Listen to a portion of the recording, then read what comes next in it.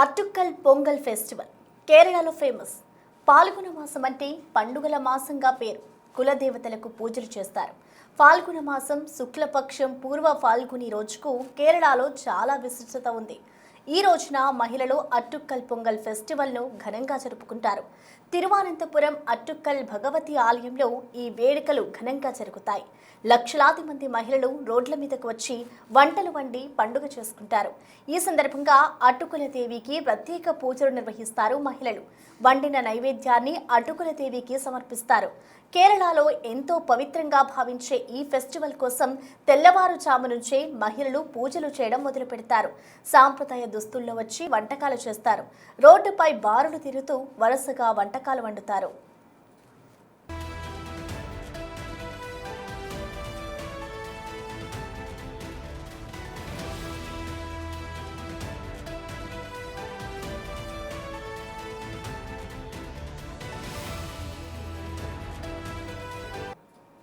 అట్టుక్కల్ పొంగల్ అంటే ఏమిటి అంటే అట్టుక్కల్ అమ్మవారికి అంకితం చేయబడిన 10 రోజుల ఆలయ పండుగ.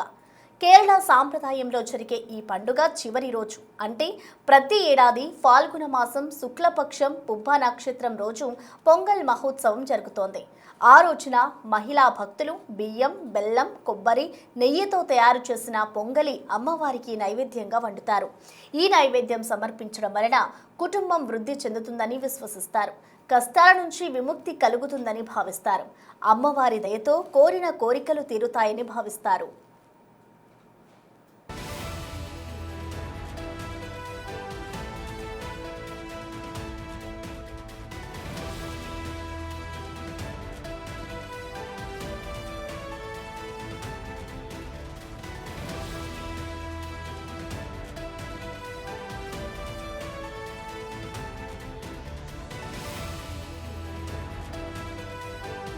ఈ నైవేద్యం చేసే ముందు శుభ్రమైన ప్రదేశాన్ని ఎంచుకుంటారు.